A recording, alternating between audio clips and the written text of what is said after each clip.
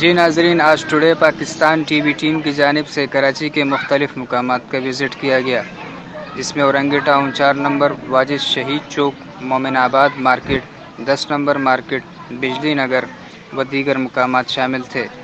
اسی طرح صدر کے مختلف مقامات ریگل چوک، رگ centre, Atrium shopping mall, China centre و دیگر مقامات و مارکیٹس مکمل طور پہ بند نظر آئی۔ سڑکوں پہ سناٹا چھایا ہوا تھا۔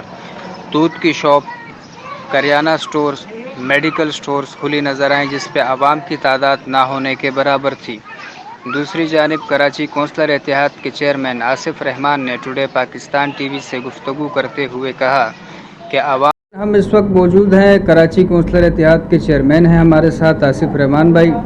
تو آصف رحمان بھائی عوام کو آگاہی مہم دینا چاہیں گے، آئیے ان سے سنتے ہیں کہ وہ کیا کہنا چاہتے ہیں۔ جی آصف بھائی۔ السلام علیکم۔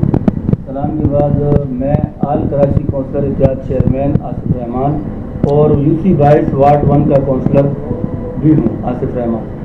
تو میں یہ کہنا چاہوں گا تمام ہمارے جو پورے پاکستان کے لیے، پورے اسلام کے لیے، کہ اس ٹائم پہ جو ہمارے ان ملکوں کے اوپر جو یہ آفت آئی ہوئی ہے کرونا وائرس، تو کرونا وائرس ایسی خطرناک بیماری ہے کہ ہمیں اس کو سنجیدگی لینا چاہیے، مطلب کہ سنجیدگی سے لینا چاہیے۔